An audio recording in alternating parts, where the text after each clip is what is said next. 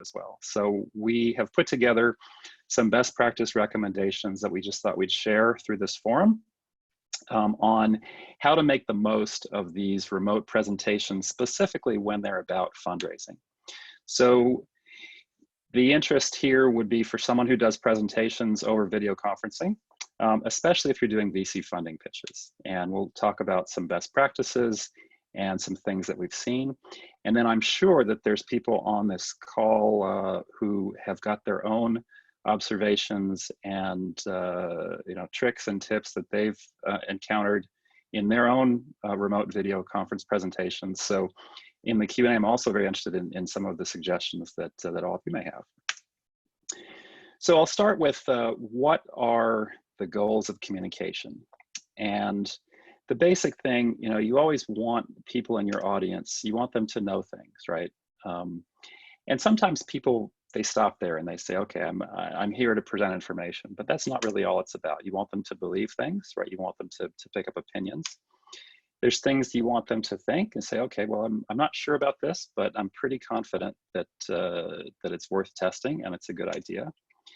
But the most important thing, investors, venture capitalists, as much as we all claim to be perfectly rational, as much as we all claim to be machines, robots, there's a personal element to it.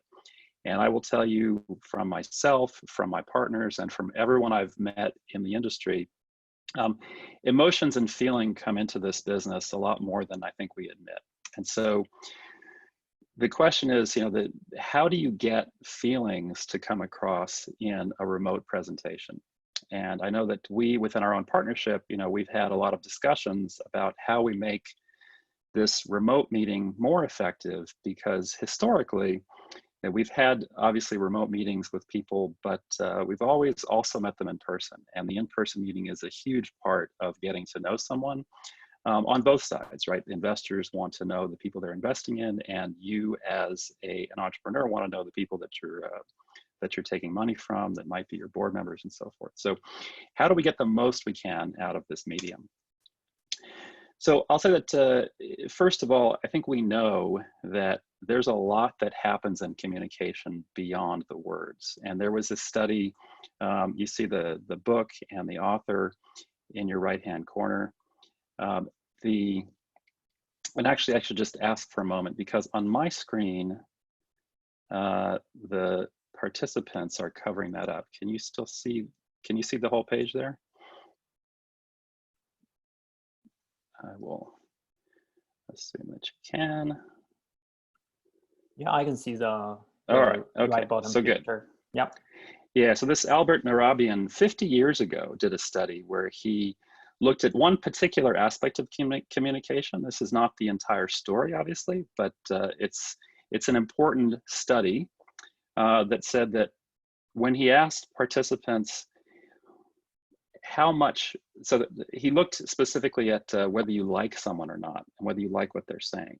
And the words that they said contributed only 7% to whether you liked someone or not. Their tone of voice, so their intonation, their vocal quality, contributed almost 40%. And then what you saw among the through the talk was the majority of what you took away. And so you could even turn off the sound and you get more than half of the value of the communication. But the other side of that means that if you don't have the ability to see someone and interact with them, then you're losing quite a bit. I think we already know this. So the question is, what can we do about it? And what we're trying to do then is compensate as best we can. And that's going to happen in 3 different places. Most of it happens in the meeting itself. So you've got this meeting scheduled, right? That's great. You're going to show up, and I'm going to give you some tips and tricks for what to do during the meeting. But also there are things we can do ahead of the meeting that I think are special to the video meeting context, and some best practices that say, hey, we're going to be doing this. We normally would like to be there in person, but since we can't be there in person, here's some extra things we're going to do ahead of the meeting. And then there's normal follow-up you would have after the meeting, and there may be some things that you might do differently after the meeting as well, because you weren't able to be there in person. So that's the structure, and I'm going to jump in. So before the meeting, one of the things, and if we go back to the idea that communication is so much more than the words, we all get stuck on email. And email, text messaging, WeChat, any of these forms, they're really easy. However, they don't, they're not as real time as speaking, and they don't give the vocal quality, they don't build relationships. So the first step you're often going to have in dealing with a venture capital pitch is you have to set a time. We want to be efficient, so we go back and forth on email, but I'm going to suggest, even though it's less efficient, you want to pick up the phone. So you may get an email from the VC herself or himself, you may get an email from an executive assistant. Oftentimes at the bottom of the email, they've got their phone number. And I think many of us are shy to pick up the phone, and we're just trained from a very early age these days to say, oh, I can email, I can text, right? But if you pick up the phone, you can actually get a lot more done. And so that's my first recommendation is, pick up the phone and say, now, oftentimes these days, people don't answer their phones because they don't know your phone number. It may show up as an unknown number, but you can leave a voicemail. And a voicemail, it has more information than the same thing in an email. Now, whether you're doing this on the phone or by email, the next thing that we always want to do, and this is not specific to a video meeting, but I think it's more important here, is clarify the agenda.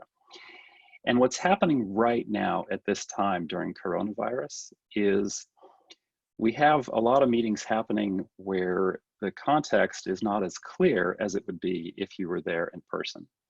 So when you come into a venture firm and you're meeting with a partner or you're meeting with an associate, there's a very well understood pattern for what that meeting is about, what the objective is, what the outcomes can be, and what the next steps are. It fits into a set of rituals and a structure.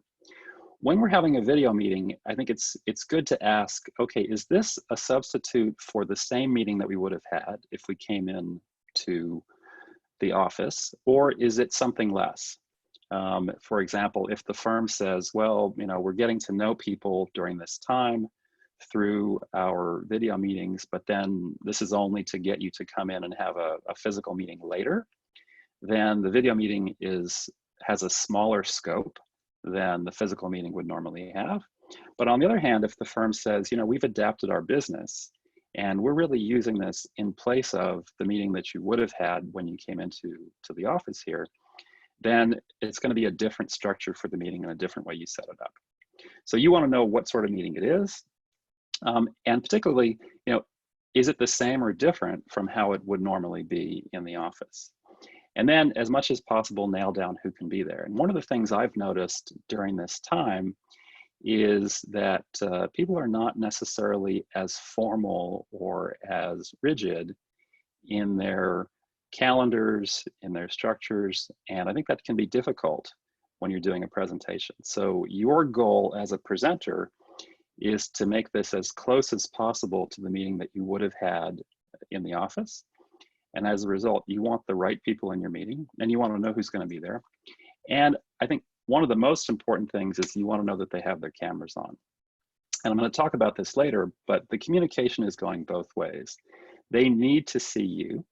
That's part of making it a successful event, is you want them to get to know you as much as is possible with this medium, but also you need to see them. You need to see them because you're assessing them to figure out if you want to work with this investor as your venture capitalist, but also you want to see if they're following what you say, if they're agreeing, if they're engaged, right? So one thing you can do when you're negotiating the meeting is you can actually make all this explicit. You can speak to the person if you're talking to them on the phone. If you have to do email, you can do email and say, hey, we've found that the video meetings are most productive when they're more formal, when we can see everyone. Will that be possible? So you're making an ask, right? You're saying, I've done this a while already. I know what I'm doing here, and I have a way that I'd like this to go.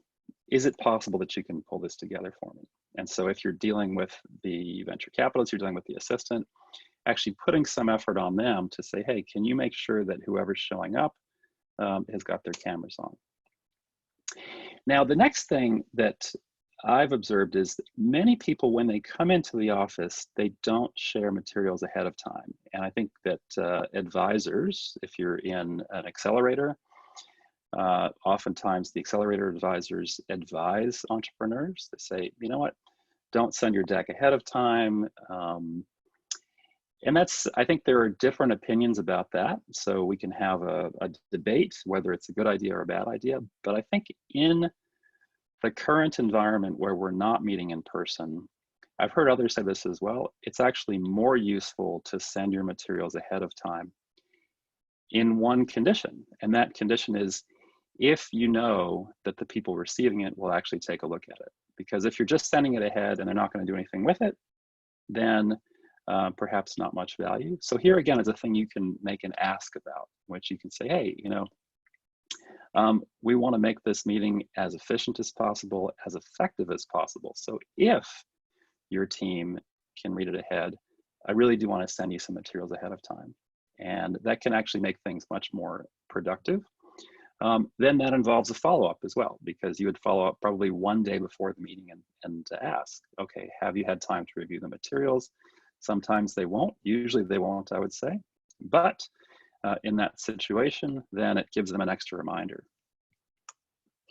So, and I'm just looking here.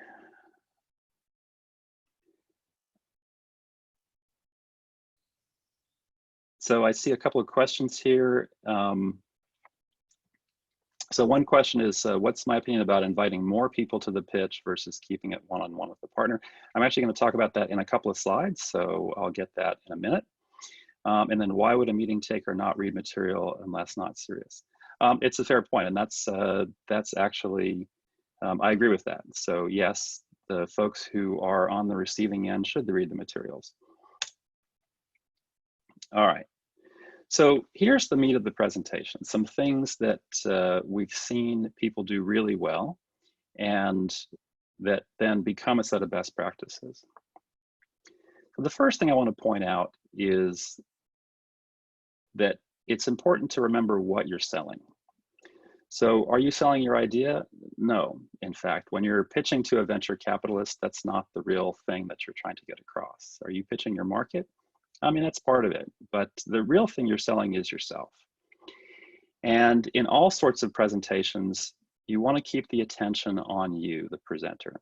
So that's the important thing, that people sometimes they think about their slides, their materials, their content as if that's the thing. But in fact, investors are investing in people. So let me tell you how different types of content are actually interpreted by investors. And this is my own belief, but I think you'll find that if you inquire of other investors, you'll find some of the same patterns that hold. So in the VC's head, it's actually all about you. When they analyze something like the team, you could say, hey, it's a good team. What that means to me as a venture capitalist is you, the entrepreneur, have attracted a good team. If this team goes away, you can attract another one, right? The market is attractive, means you chose a good market. So all of these things can be turned to be an assessment of the entrepreneur himself or herself. On the other side as well, there are times when the investor group debates among themselves and says, you know, this plan is not realistic. Well, what does that really mean? That's still an assessment of you as the entrepreneur. So if you've chosen a bad market, if you've chosen an unexecutable plan, then that's a reflection on you. And of course, we can be wrong. We're usually wrong. I mean, great investors are right 30% of the time, perhaps. So the fact that one person believes this is not the end of the story. You go and speak to someone else. But as far as what you're trying to get them to know, believe, think, and feel, you're trying to get them to believe in you. And there's a reason for all this, which I'll get to in a bit. And then, you know, when we say the valuation's too high, what that means in terms of you is that's an assessment by the investor that they think either you don't understand where the market is or that you're being greedy. On the other hand, when the investor feels, I like the entrepreneur, that's the same as I like the deal. So how does that affect what one should do in presenting? The important thing is to put the focus on yourself.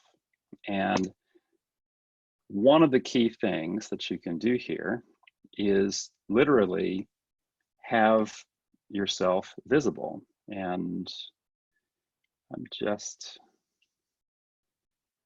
not able to see, let's see. Not able to see my video panel now, but I'm going to try to put this back for a moment. The technology is getting in my way. There we go. All right. So one of the important things that you can do, probably the most important thing to keep the focus on yourself, make sure that, of course, your face is up on the screen next to the presentation for your audience. And then you want to light your face. Ideally, you want to light it from 2 directions. My setup here is I actually have the sun on my left side, and I have a little light that looks like this on my right side. Actually, you can't see that because how clever Zoom is. But these in cinematography, these are called a key light and a fill light, right? The key light is the main or largest light in the room, and the fill light is one that avoids shadows. It doesn't take much, right? I have this simple desk lamp and the sun on my left. What you don't want to do is have the sun behind you, right? So if we look at something like this and say, who would you invest in this video conference, right? So you look at the first one and camera's turned off, right? Second one, we're seeing from the side and backlit. Third one, backlit.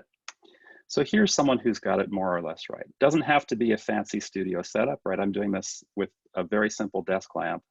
And importantly, if I were to flip around and put the window behind me, right, it looks a lot worse. So easy stuff, but stuff that some people get a lot better than others. The next thing I'll say is you want to treat this the way you would treat an on-site meeting. And we've seen a real spectrum of some folks approach this in a very formal way, and they approach it just like they would approach it if they were coming to the office. And that's actually for us been the most successful. So we had a question on the chat asking, how many, should it be one-on-one? Should it be several?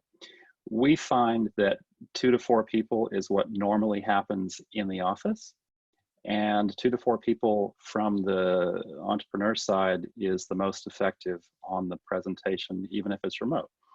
It demonstrates that you have a strong team. It demonstrates also for us how the team interacts together.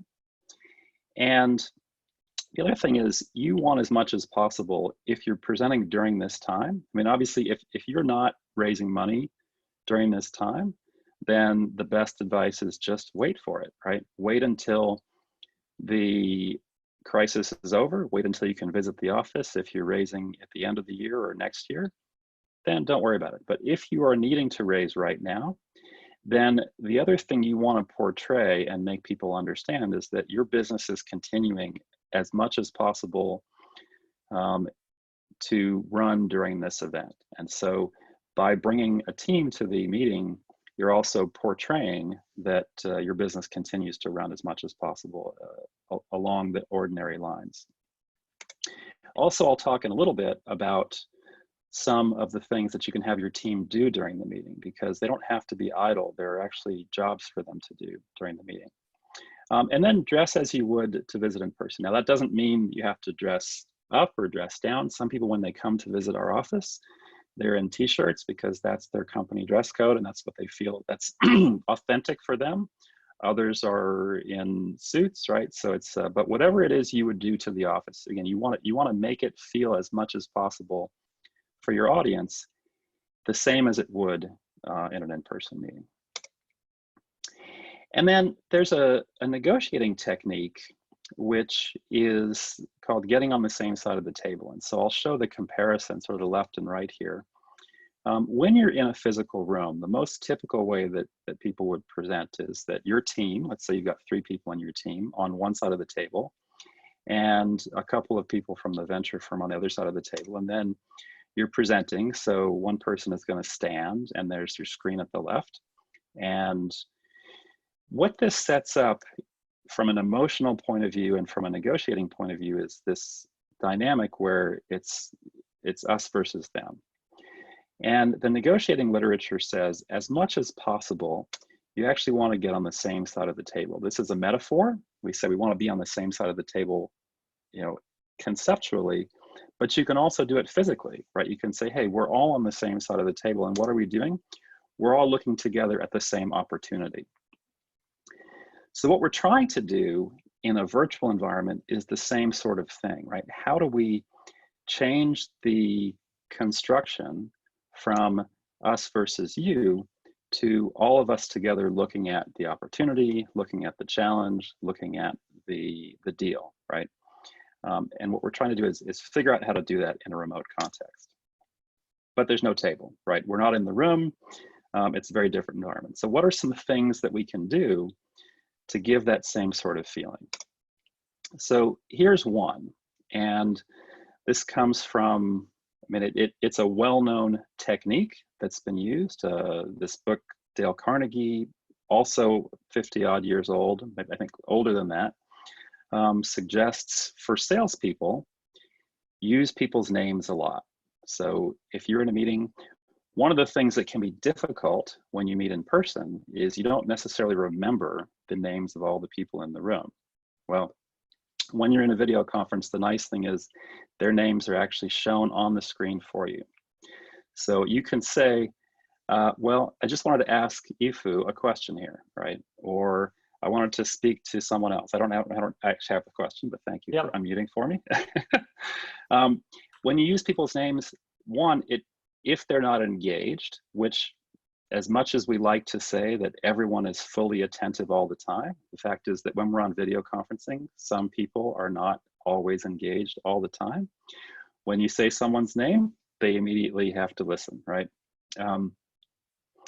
If you don't have the people's names on the video conferencing tool, then one of your teammates can write them down. And when your teammates are all in different places, you should have a text chat, a direct messaging going between yourselves, because you as the presenter want to be getting feedback from other people on your team. And they may say, okay, here's the names for you, or something like that, right?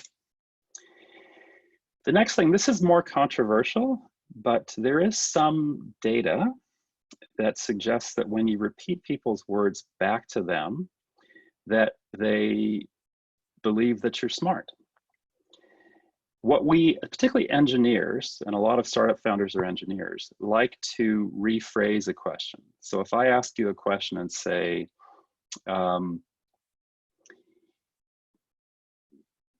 what's your annual recurring revenue for the last 12 months?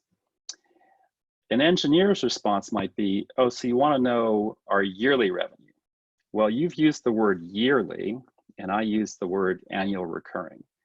They mean the same thing, but again, the research says that if you repeat my word back to me, then my emotion is I feel better about what you're saying. This is not only true in video conferencing, of course. This can work in a physical setting, but you may have a slide, for example. So if I ask you, what's your annual recurring revenue? And you have a slide, and the title of the slide is yearly revenue. Okay, well, the slide already says something different, but when you say, okay, let me find slide 12, you find slide 12, it says yearly revenue. What you would say to me is, this is our annual recurring revenue, repeating back to me the words that I've used. And there's a whole sort of discipline here called neuro-linguistic programming. I say it's controversial because there are people who use it to manipulate folks, and there are people who don't believe in it. So it may work for you, it may not, but I think there's some data to support it. And the next thing, again, which applies also in physical meetings, is to use we more than I. And this goes back also to the idea of having multiple people in the meeting.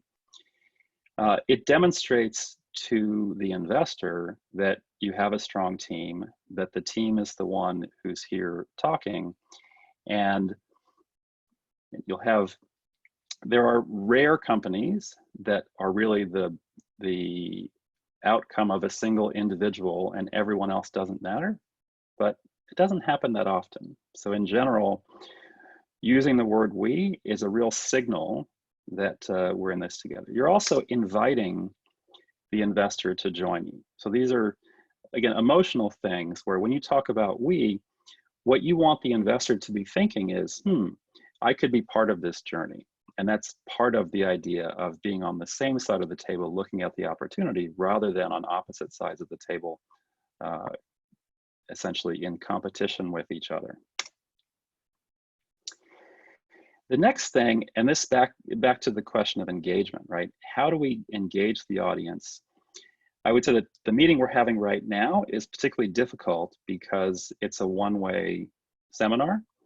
We will have questions and answers at the end, but it's such a large group that we're not having a real back and forth conversation in real time. But a typical investor pitch is going to be 2 to 4 people on your side, probably 1 to 4 people on the VC side. And that can and should be a much more interactive conversation. Excuse me. To keep it interactive, my suggestion is that you are asking questions all along and you're pausing frequently, both looking at the person who I hope has his or her camera on, and understanding where they are in the process of absorbing what you're trying to get them to understand, and also where they are in their agreement. The questions that you want to ask them are things that are easy for them to answer. They may be provocative. They may be ones that are not difficult at all. So if you're an advertising business, right, you say, hey, have you seen any follow me ads this week? And again, you'd use the person's name. So Ifu, have you seen any follow me ads this week when you were shopping online, right? Or we saw a business that is related to warehouses, and hey, do you have an idea of how many forklift operators you think there are in the United States? I was quite surprised. The answer is, I believe, about 3 million. So it's quite a large number, right? You can ask them a question about the macroeconomy. If you're selling a business that can connect nurses to opportunities, you say, you know what? You could simply present the information and say, we have a big shortage of nurses, and this shortage of nurses is going to continue for the next 10 years. In a remote meeting context, I think it's important, again, to keep your audience engaged. So you would ask it as a question, which is, do you see any scenario where we have a surplus of nurses? And they say, no, I don't think so. Or they say, I don't know, but you get them talking, right? The one question, this is a personal preference of mine, but I will say I really don't like when the speaker pauses every slide and says, does that make sense? And the reason I don't like it is because it's actually a difficult question to answer. If I say, no, it doesn't make sense, that's kind of impolite. And as much as we like to be direct, we like to communicate, nobody likes to be impolite. So it's hard to say no to that question.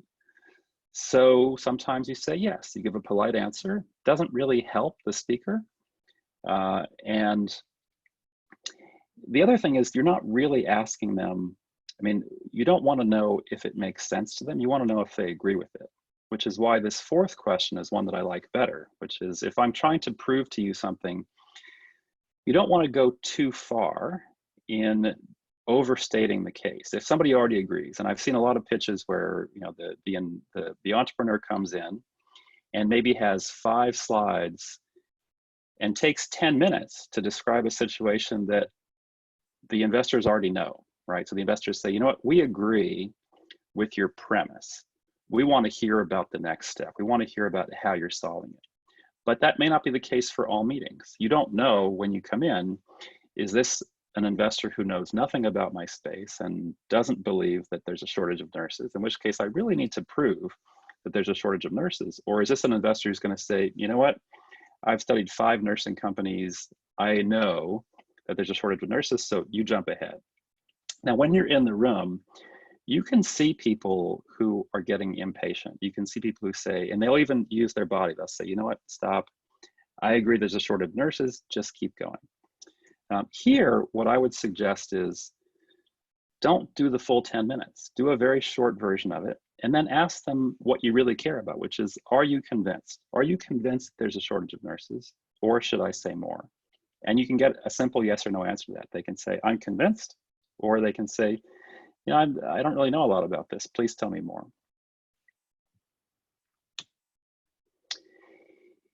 And another recommendation, which is important in any setting, I think it becomes even more important in the virtual setting, is clarity.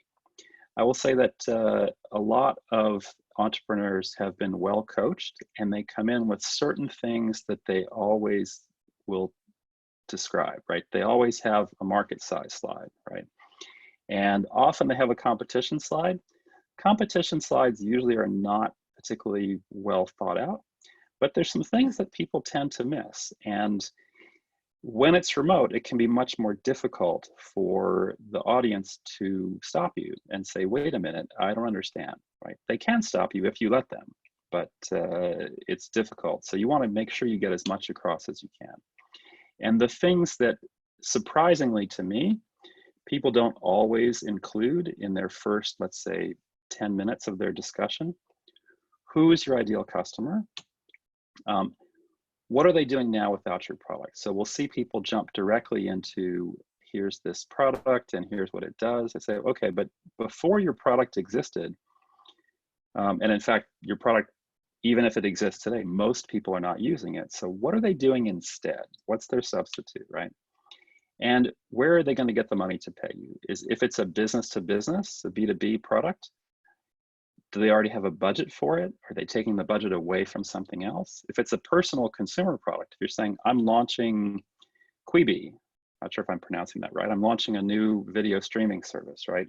Are they going to spend more on video streaming? Are they going to cancel their Disney Plus subscription? You know, what's the source of budget? These are three things that should always be covered in the beginning.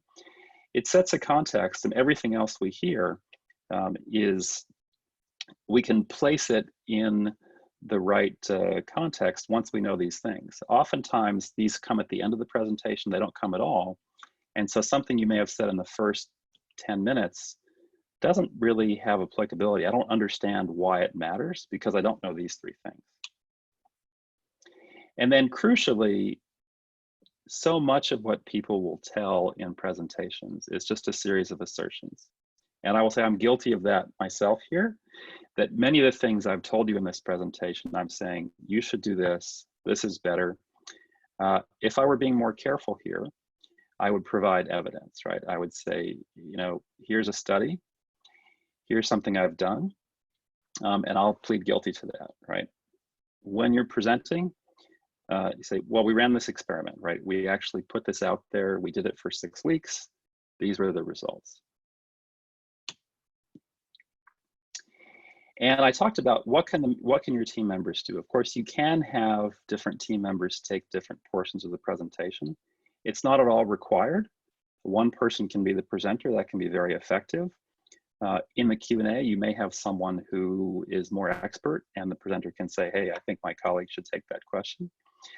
But a key thing that your other team members should and can be doing is watching the audience. So if you have the gallery view and whatever tool you're using, you're watching the camera views of the people, and then the presenter may not be able to see or pay attention. The presenter oftentimes is very caught up in what he or she is saying. So have them direct message you, right? If you're presenting, you know, have your team members direct message you and say, you know what, I don't think that one of the people got that point. Or, you know, somebody's sort of fidgeting, I see somebody, you know, looking away, maybe you want to pause here for a minute. And this is also important in face-to-face meetings. I know when I'm presenting in person, I will always designate one person from my team to watch the audience and signal me or even interrupt me when it's not going well. because as a presenter, you have your adrenaline high, a lot's going on in your head, and it can be difficult. The best presenters can actually watch the entire audience while they're delivering their content, but we're not all as good as that. I'm certainly not as good as that. But if I have someone on my team who's watching the audience for me, then they'll say, okay, hang on. And I'll do that as well. When someone else on the team is presenting, I will be watching the audience and saying, you know what, I think that Jane didn't necessarily agree with what you said, because you can see her body language, right? She's frowning, maybe she puts her arms in front of her. There are things that the audience is doing, and you stop the presenter and say, wait a minute, maybe we should go back a slide, right? And the next point here in Q&A, and we'll see when we get to our Q&A in just a minute if I can do this, but you really want to answer as briefly as you can. A great answer to a question is yes, right? We found our 35th customer. I'm not familiar. Let me get back to you. Here's an answer that we often get, right? Ask a simple question and you get an answer like this. The recommendation I have here specifically is think about what your audience is going to write down in their notebook. So let's say that you're in the same room with them. They've got a notebook in front of them and they're writing notes. So the first answer, does the company have revenue? They're going to write down yes, right? Second one, they're going to write down 35. This fourth answer, what are they going to write down? So what you should do is think about what notes would the audience write in their notebook if they were taking notes, and then just say that. That's enough. It's okay to say too little because your audience can ask you to elaborate. It's harder for them to walk it back if you've said too much. And the last point on Q&A is oftentimes we hear people who answer the wrong question. And the reason is the questioner, and sometimes is leading them toward a specific destination and they just don't see where we're going. So it's okay to say, why are you asking that, right? If the investor is asking you a question, pause for a moment. You may think, oh, I have a great story for this, but see if you're answering the right question or not, right?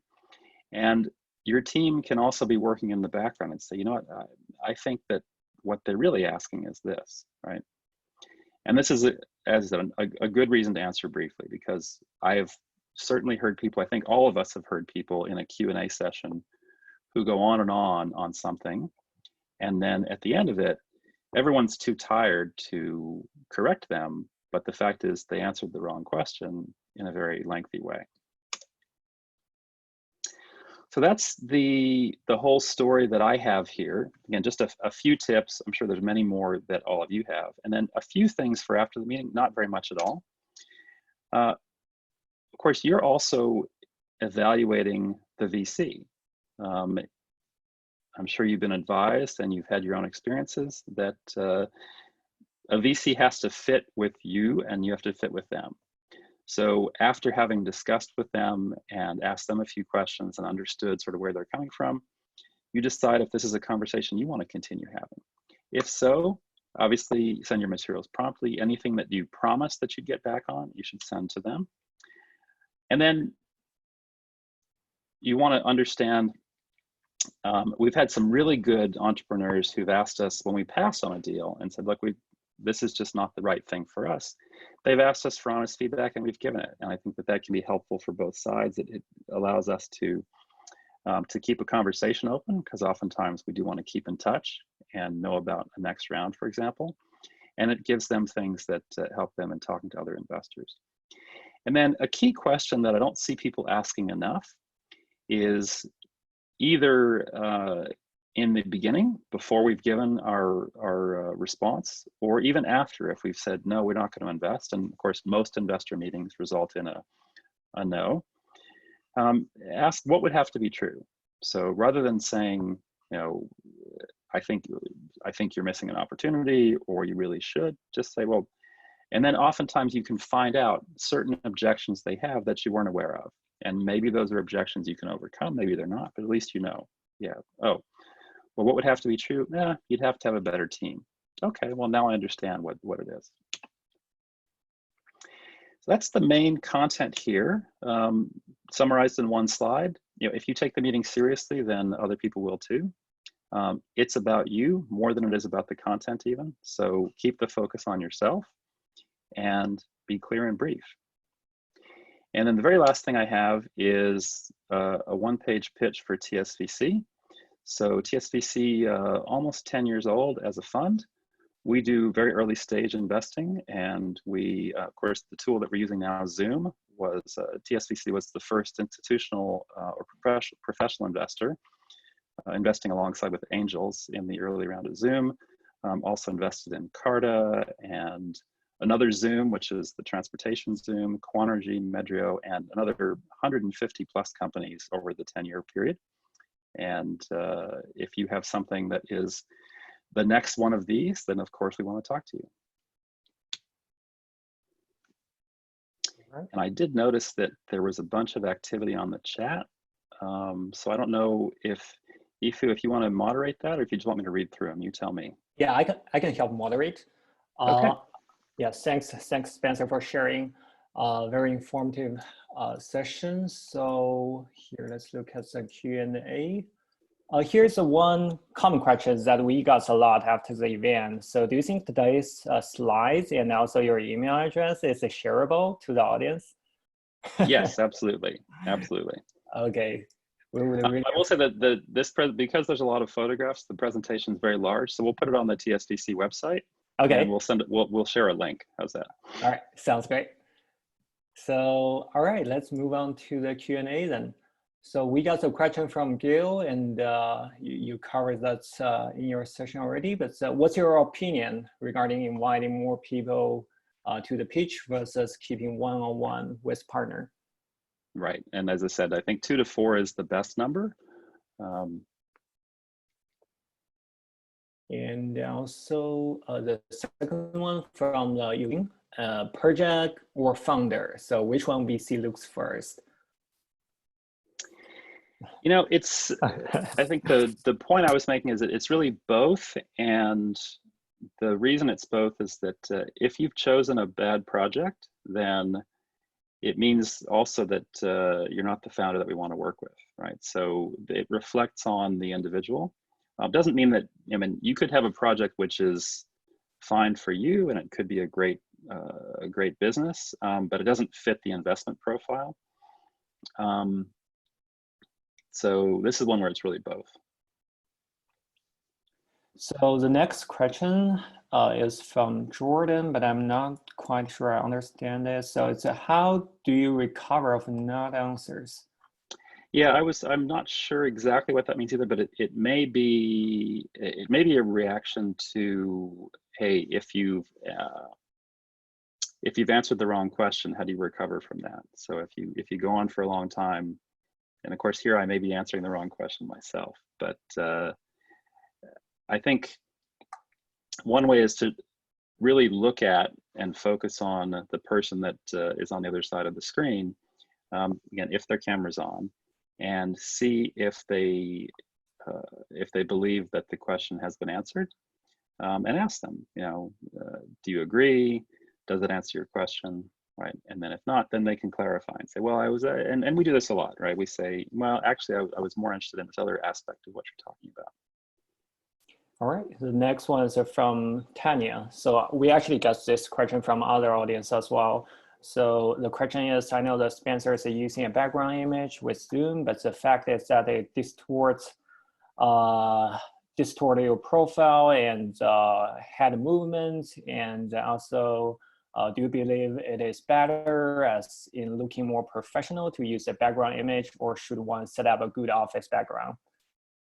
Yeah, that's a great question, and I have to confess, I would love to know from the audience what all of you think,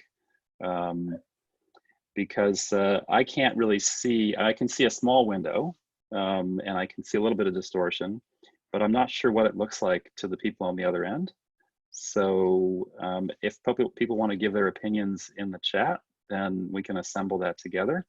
I'm also happy to change that, and you guys can decide what you think.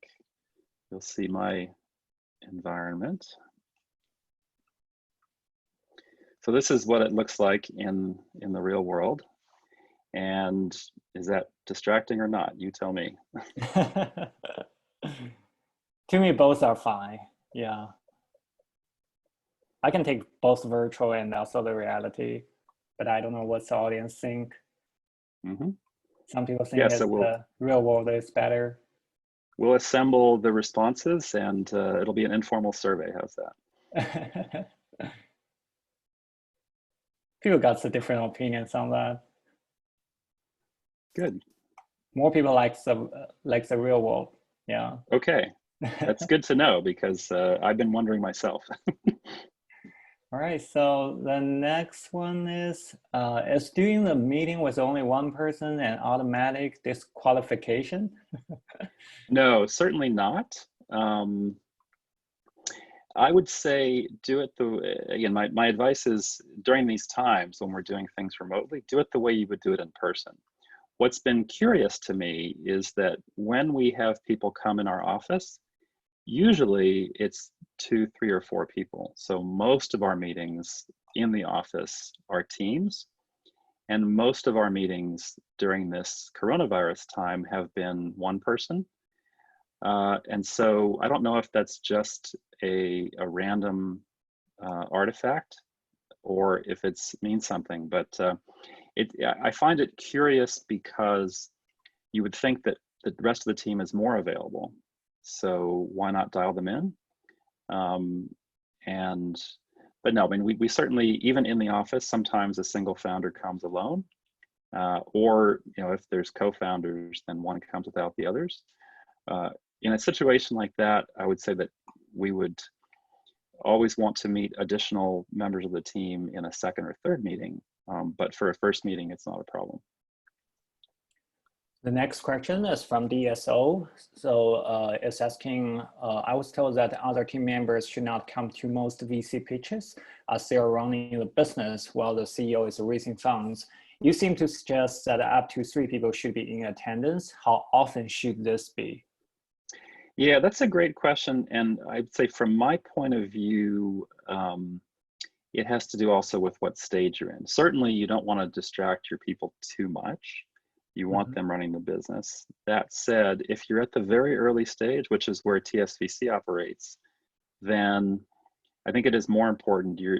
If you think about the numbers, so if you have a business which has already got $20 million of revenue, right? A lot of the conversation is going to be about the spreadsheet and about customer testimonials and things like that. So you have a lot more evidence that the business is already a going concern. If you have an idea and it's not yet a product, it doesn't have any revenue, then proportionally the team is a much bigger portion of what you're selling. So now it's ironic because in that case, of course, you need the team to be working and developing the product as well. But I'd say at the early stage, the team is a more important part, and I would bias more toward including them. I think that's a place where it's actually easier to do when it's on video and when we're not able to meet in person, which is again why I was a little surprised that we have so many single founder meetings right now. If you have to drive to the office or fly to California and then drive to the office, then I can see saying, I'm not going to bring my whole team here, but if it just takes them the time of the meeting, then I would say that they should come. Mm-hmm. Next question is from Steve. What's your advice to solo entrepreneur who haven't built a team yet? I would just be open about that, and make sure you're talking to a VC who's at the right stage, right? There are investors, and TSVC sometimes will invest in a company like that. Most of the folks that we talk to are a little bit further along, but not always. But then depending on the investor, right? Some investors are definitely looking for more of a built out product, revenue, team. Others are looking at the very, very early stage. There are some who actually will help you form the team. So if you're set up at the right stage, then that's fine. The next, I guess the other thing is if you haven't built a team, then in general, when I say the right type of investors, Mhm. oftentimes the investors you want at that stage are actually angel investors. So friends and family, right? Individuals. Your first 50,000 may not come from a professional investor in that situation. Yeah, definitely. The next question is asking, if you have no customer yet, how would you convince the VC that your product would work? Yeah, so you're actually trying to convince the VC of several things. They need to know that the product works and that people care enough to pay for it.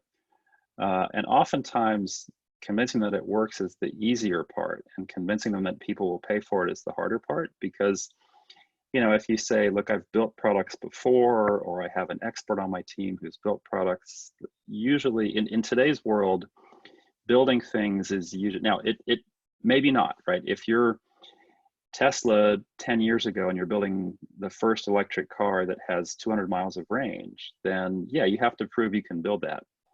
But most products, we sort of know you can build it, and the question is, will anybody pay for it? There's two books that I'll recommend. One is the whole Lean Entrepreneurship series by Eric Ries, and the other is a book called Sprint by a couple of guys who were at Google Ventures. And both of them have the same sort of experimental methodology. The approach that they use is to, whatever you're trying to prove, in this case, you're trying to prove that the product works or that customers will buy it, try to design an experiment that's much smaller and much cheaper and much faster, that will give some, it's not proof, but it's some evidence that we think it'll work. So there's some great stories in those books about how people have done that. And I'm happy to also chat offline if somebody wants to direct message me. Mm-hmm. Next question is from Ben. Since you do early stage investment, if you like the team and idea, other than investing, do you also provide assistance in corporate development, sales lead, generation for the investee? I think most of VC do, right?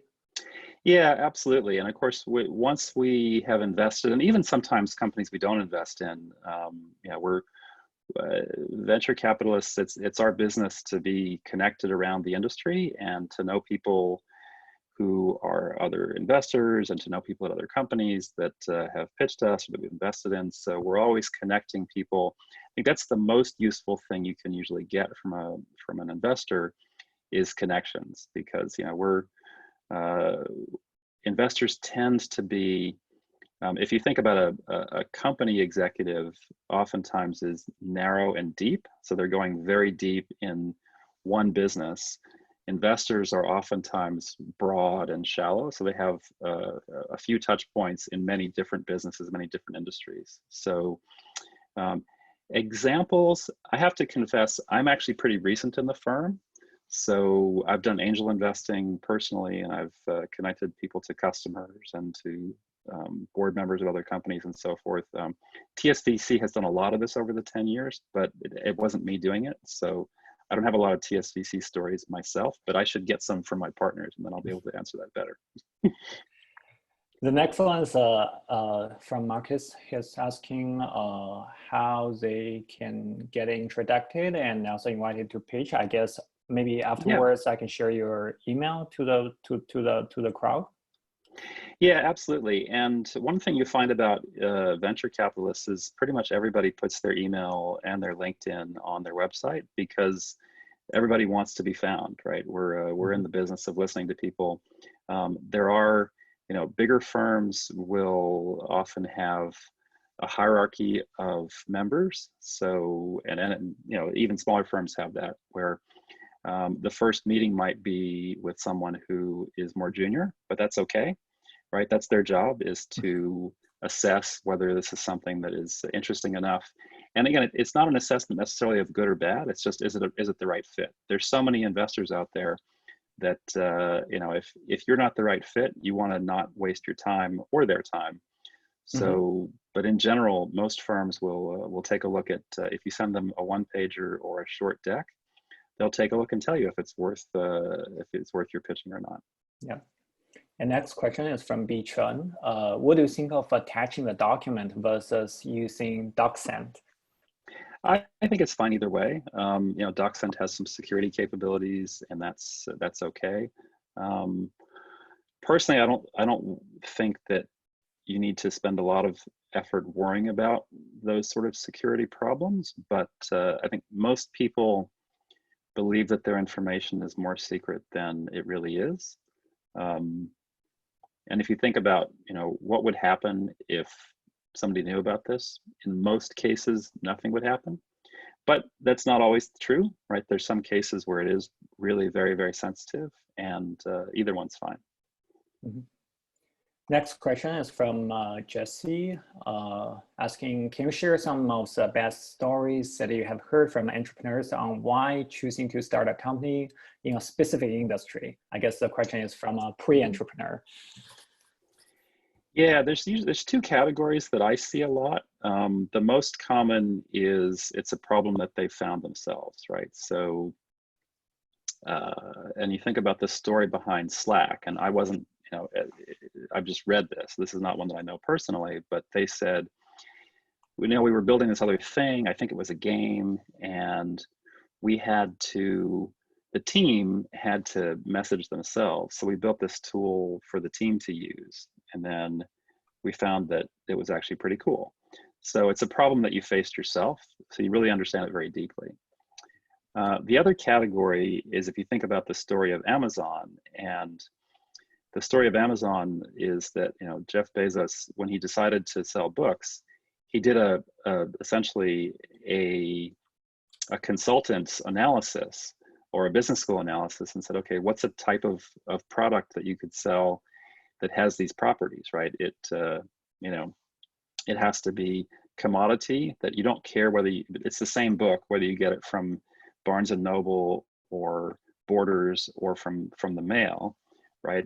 And it has this property that there's a, you know, inventory carrying costs and so forth. So he had a very sort of systematic way of choosing.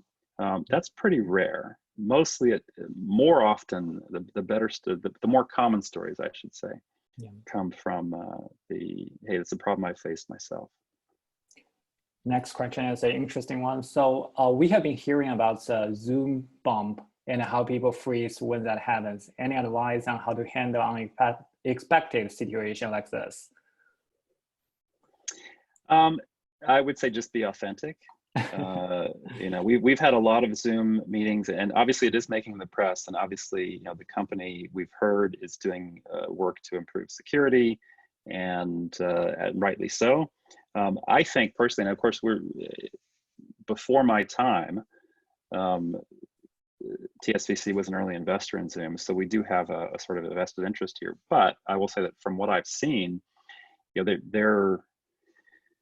their average daily users increased by some enormous multiple, like a factor of 20. I think they're handling it really well.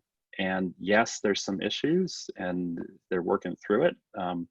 But if, you know, if a kid is making noise in the background, just be authentic, right? Say, hey, we're all, I mean, some of you have probably seen that Jimmy Fallon is doing his show from home and his kids come in.